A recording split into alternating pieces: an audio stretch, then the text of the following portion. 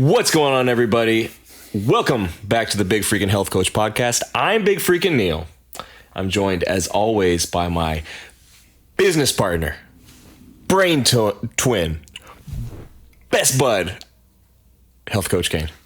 Hey, buddy. What's up, man? I like those one at a time. You like those? With the intensity. Right? That's great. Bringing the heat. Dude, I am fired up for our freaking topic today. Right? Me too. It's a topic that I have a lot to say about. I believe that you do.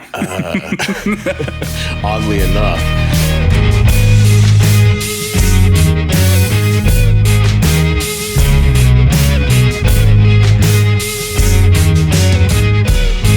Dude, how are you liking this podcast thing, man?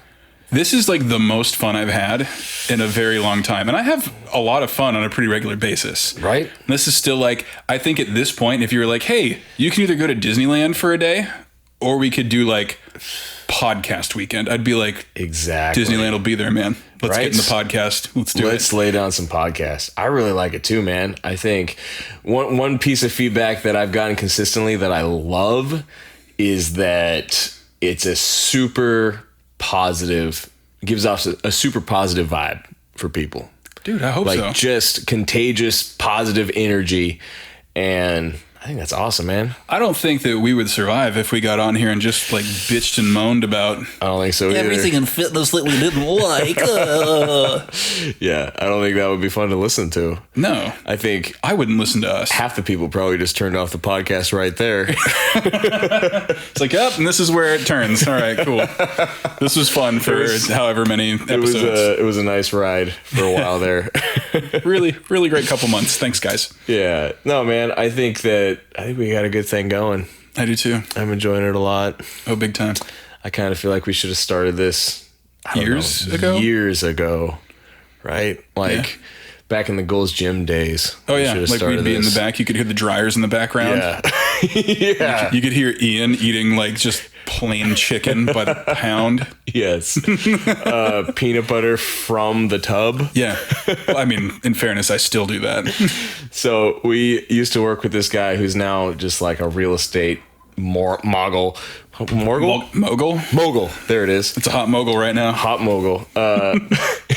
And he used to be a trainer with us at Gold's, and he would straight up bring a tub of peanut butter with him to work. And I remember it would be like a good quarter full, maybe third full. And he would go, yeah, this will be done by the time I get home. I'm just finish it up on my drive.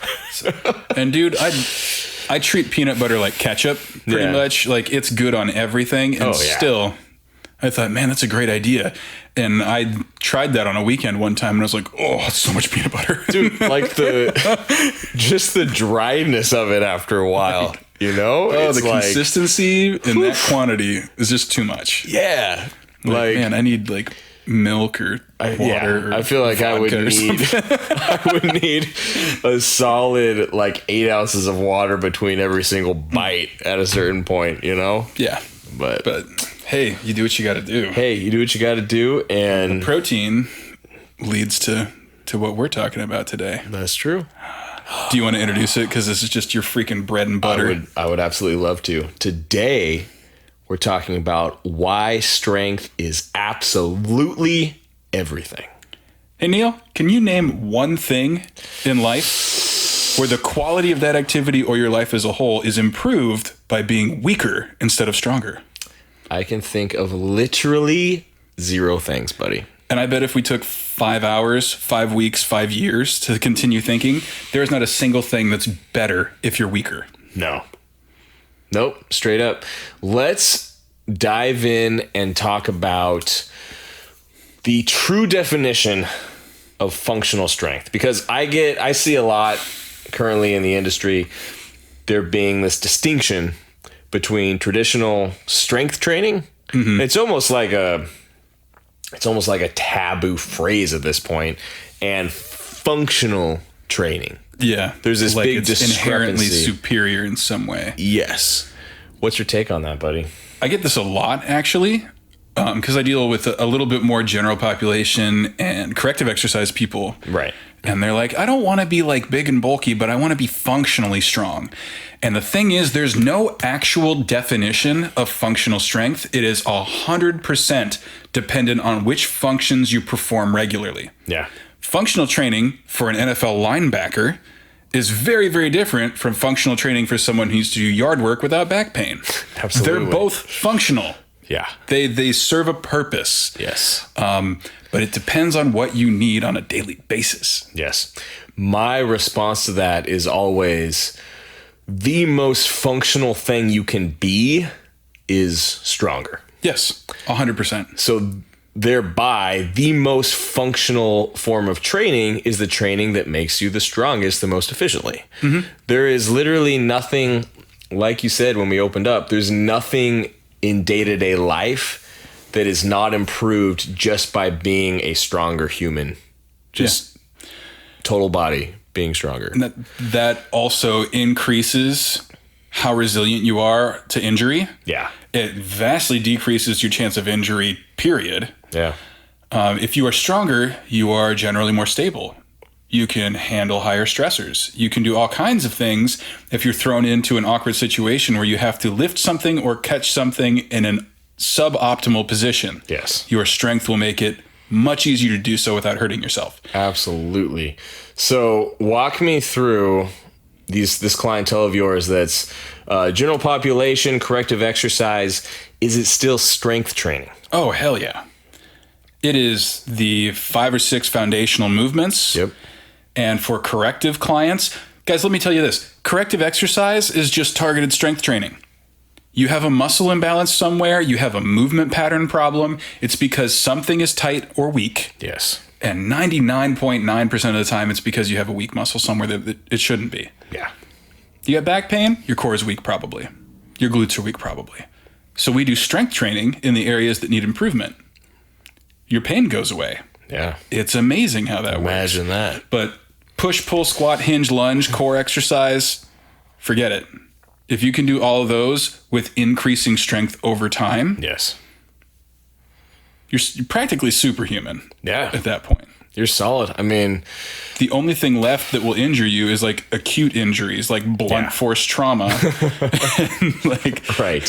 things of that nature. It's ridiculous. Yeah. Like I have a specific client who owns a plant nursery, and part of her day is just loading plants up onto big trucks.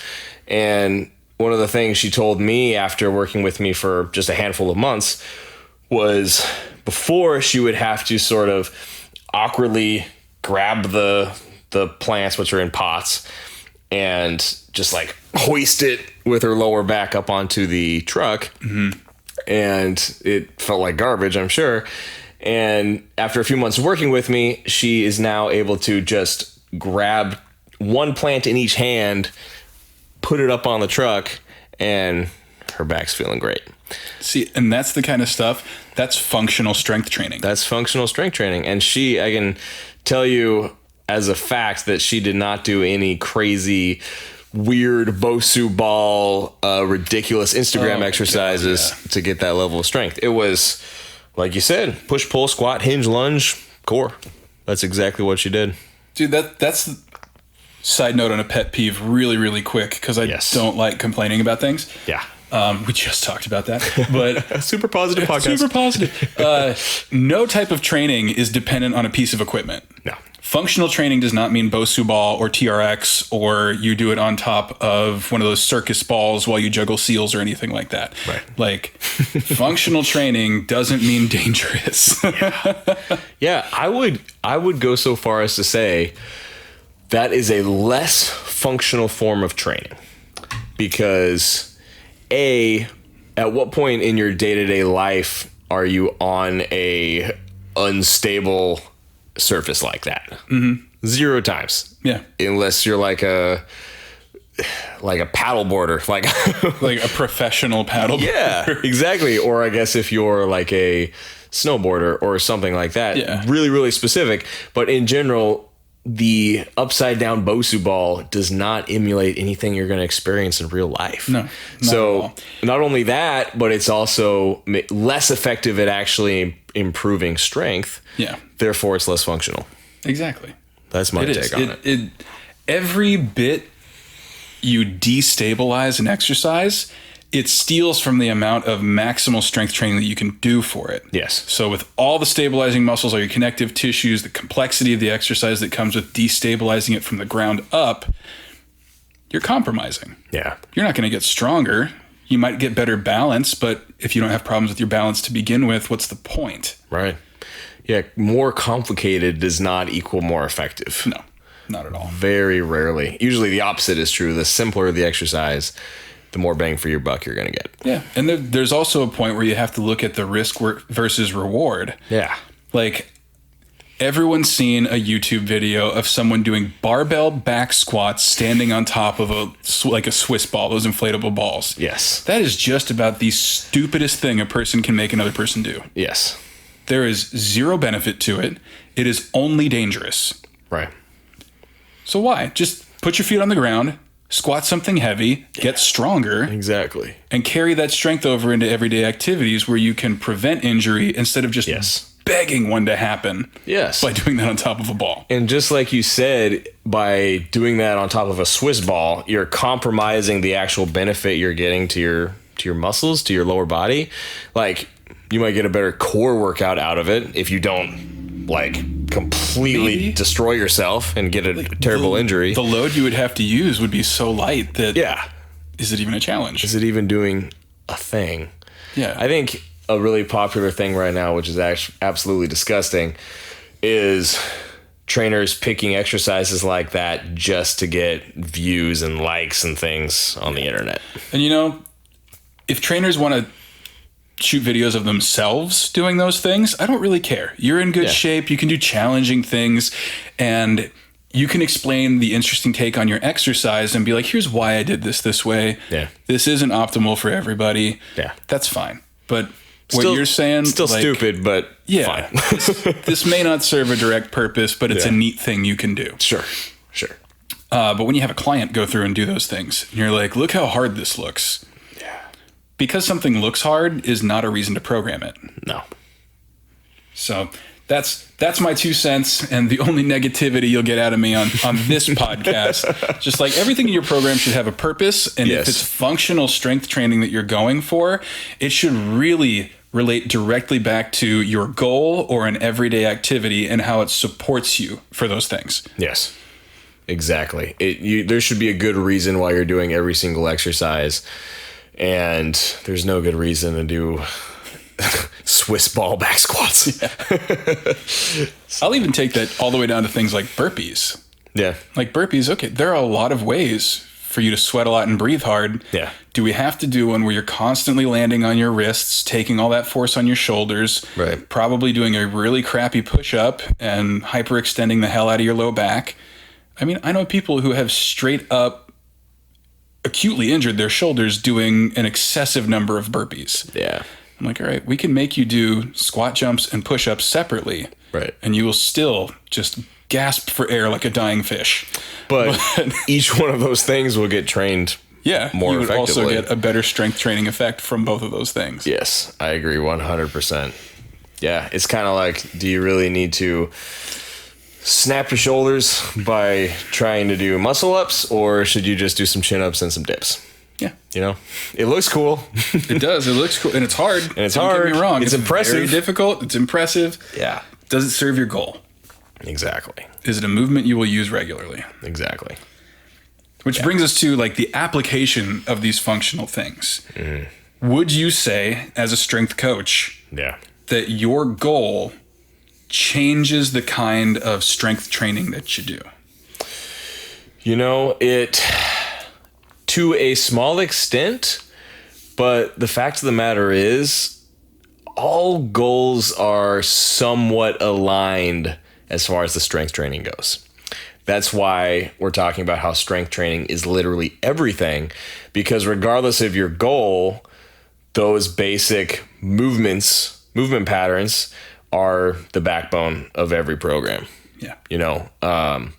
I would say specifics like rep ranges and number of sets, those types of things will change based on goals. sometimes specific exercise variations, but it's still strength training. It's all very, very similar, whether I'm trying to get bigger or get leaner or just get stronger. I'm doing pretty much all of the same things, just with really minor differences. Yeah. What's your take on that? I think that's true as well. Yeah. I think regardless of your goal, you should always be trying to get stronger. Yes. Even if your goal is predominantly fat loss, you want to maintain the mass that you have. Yeah. And if you can build a little more while you lose fat, awesome. Yeah. You're just going to look even better, perform even better, sleep even better. Yeah. Like, it's one of those things where body comp goal or not, athletic goal or not, you need to get stronger at everything. Yeah. It's also super fun. It is way more fun. I mean, like, when you really lean into, like, it doesn't even really matter which version of the movement you want to track. Yeah. But like, when you see numbers go up, sets go up, reps go up, weight go up. Yes. Stability even go up on these exercises. It gets a little addictive. Absolutely. It's incredibly motivating. Yeah. Well, we've talked about this before. The actual body composition results take such a long time that having something that you can so easily track, like increases in performance and strength, is super important too. Because if all you're waiting for is that reflection in the mirror to look leaner, it's going to be a long wait. Yeah. It's going to take some time. Not to mention, there is a psychological effect of when you see yourself every day, you don't appreciate the incremental progress that happens because you can't just remember what you looked like on day 1 on day 90. You're comparing day 90 to day 89. Right. Yeah, absolutely. So that's another piece of that. That's probably an approach for a different episode. Sure. Speaking of strength training being everything, how does one start a strength training program? Yeah. So if strength is your primary goal, really for any goal, whether it's body composition, performance, there needs to be some type of what's called progressive overload.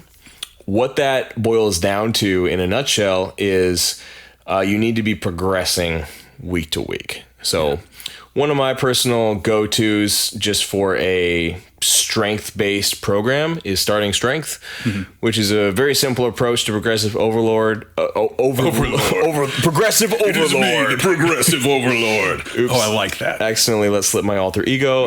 Moving on, all good.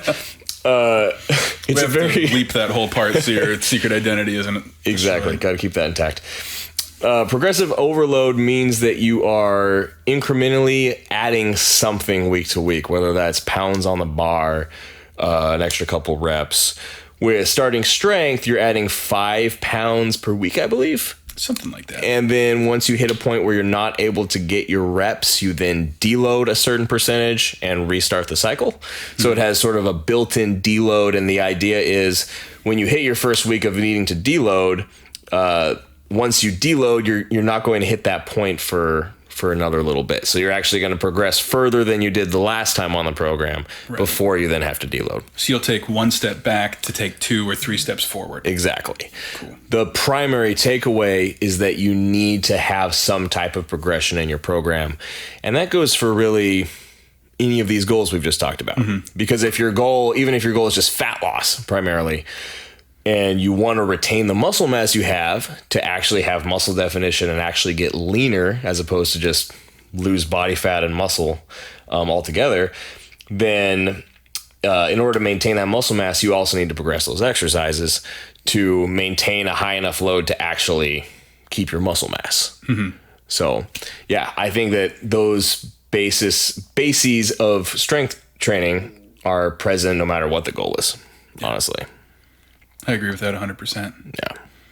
And it makes it pretty easy to track, especially so for folks who specifically want to get stronger. Yeah. I will take whichever lifts they care about. And if they don't know, I'll assign them a few. Sure. But I'll start them with something as simple as 3 sets of 5 reps. Yeah. With a challenging weight. And I'll usually, when they're first starting, say, I want you to we'll find a weight where once you hit 5 reps, you feel like you have 1, maybe 2 good reps left in the tank. Yeah. And then next week, we try to do 3 sets of either 5 reps with a little bit more weight or 3 sets of 6 reps. Sure. And progress them week by week that way until, just like you said, we have to take a step back. Yeah. And then start the process over again. Yep. I agree with that. I'd like to point out that this means you will do the same things repeatedly. Progressive overload requires repetition. Yes. You will not get stronger at a squat if you only squat once a month and then do different variations of your squat or lunge, or switching for lunges or something like that in the other weeks. Yeah, I agree. Like it's not the same thing, so you can't expect the same kind of progress in a given lift. Yeah. I would also say that if you're someone who likes variety, having the variable of progressing in weight is generally enough variety for people because it's a fresh challenge. So like, yeah, you're still squatting, but last week you were squatting 185. This week you're squatting 190. You know what I mean? So it still is variety. It's still a fresh challenge. And with accessory stuff, you can give yourself a little bit more variety, not as big an issue. But those main movements, they need to stay consistent, right? At least for several weeks at a time. Yeah. And those like accessory movements, just the secondary, tertiary movements that you do in the workout. So if your squat's your primary, then, I don't know, list a couple auxiliary lifts that you would do after your squat. For a squat. So I would probably add a lunge in there. So reverse lunges, split squats. Yeah. Something like that. So you can keep the strain on each leg even. Yeah. Challenge. Exactly. Even. It is good to have those single leg variations in there. Leg press would be another one. But yeah, so those are some variations of auxiliary lifts that you can do, but you're still squatting. Right. That is not a replacement. Would still be first. Right. Those other things, just add some volume and make sure that you're using both legs evenly. Yeah. And build some more strength in your legs after your more taxing primary lift. Yeah, exactly. Cool. What is your take on rep ranges? You mentioned sort of the 3 to 5 as a good starting place for strength. For strength, for sure. How much do you change that if, okay, the goal is fat loss? What I'll generally do then is I like to start with the classic 3x10. Yeah. In those cases, and get kind of a baseline. Sure. Because you'll need a little bit more muscular endurance. Those workouts were less focused on seeing how many pounds you can put on the bar. Sure. And more focused on increasing your volume over time. Yeah. So, like, you got to play it by ear a little bit. For a standard program, I do 3x10. Sure. And I do a total body workout for fat loss because it burns more calories that way. And then next week, maybe hopefully you do a 3x12. Yeah. And then I'll throw a monkey wrench in there. And the week after that, you'll do a 4x8. So the weight's a little higher. The volume's a little higher. But you get more frequent rest in between. Yeah. And then go back to the 3x10 and then the 12. And it would just, that 3-week cycle should keep progressing in weight over time. Yeah. And then when you get to a point where it's just like, crap, I can't do this sets and reps, we throw a 4th week into that cycle. That's your deload week. Yeah. And then we're ready to start you over again. So what's your approach? Let's say you get a client who has weight loss goals, but they also have really specific strength-based performance goals. Is there any reason why they can't do the 3x5, or would you do something different altogether? I would do a 3x5 for their one primary lift. Yeah. And then I would organize the rest of their workout with supersets or circuits or something like that to get the volume they need for the fat loss after that. Yep. But the heaviest, most challenging, or most important lift of the day should always come first when you're freshest. Yeah. I agree with that 100%. I mean, using myself as an example, I'm currently prioritizing fat loss right now, but I'm still doing fairly low rep ranges on my main lifts because I want to maintain and even build some strength over the course of the process. As we've already talked about, the primary driver for fat loss is going to be your nutrition. That's step number 1 when it comes to the fat loss hierarchy. So yeah, with that in place, you're still going to lose body fat, even if you're doing a 3x5 and focusing on strength for those specific lifts. And it is important to do that to keep your strength. Yes. And maintaining the strength you already have requires a lower frequency Yeah. of those maximal style lifts than building new strength would. Yes. So it is a little bit easier for you to come in and do a very heavy lift on that for a very short number of sets and reps. Yes. And maintain the strength you have while your other primary goal, your fat loss, continues to happen. Absolutely. Yeah. I mean, especially when I'm in a calorie deficit like I am now, I'll work up to a couple sets usually at the max level of intensity for the day. And that's about it. And then, the rest of the workout, like you said, will be more higher volume, less intensity, and higher rep ranges in general. Yeah. Like less rest time. Things like that. Exactly. So strength training, I want to point out on those first sets, never compromise your rest time. Yeah. It's important to your coordination, which trickles down to your injury risk over time. So make sure that you are well rested in between sets of anything above 85% of your 1 rep max. Yeah. My go-to rest time for, if let's say you're doing 5 reps or fewer, 5 reps is generally considered 85% of your max, your 5 rep maxes. Then my go-to is at least 2 minutes of rest, at least 120 seconds bare minimum. If you're somebody who has been training a while, you've got some experience under your belt, and the poundage on the bar is going to be up there, then 3 minutes plus. Yeah. I agree. I always start at 2 minutes. And if it's above 90% for some reason, which frankly, I don't do with my clients very often. Same. But if they were up around 90%, we would be starting at like 4 minutes of rest in between. Yeah. Like it is incredibly taxing for your central nervous system, let alone your muscles. Absolutely. So we want you recovered. We want you able to focus.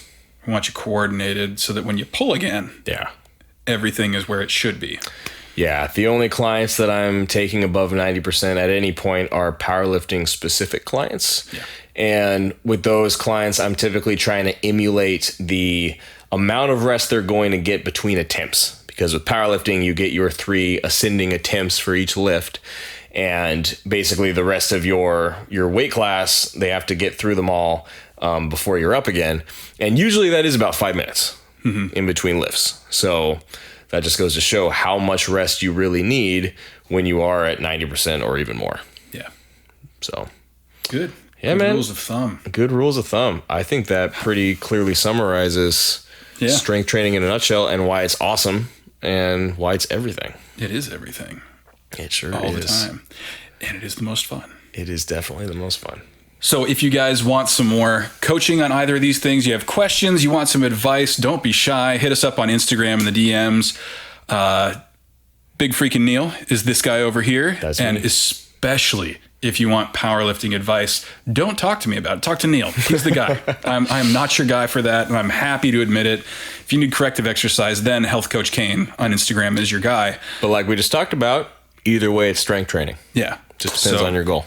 Yeah. Hit us up. Ask your questions. If you got a lot from this podcast, please share it with your friends. Please let us know how this advice went for you. Like, share, review, leave comments, do all that good stuff wherever it is you listen to this podcast. And that's it today for the Big Freakin' Health Coach podcast. I'd like to say that was a strong episode. I would agree.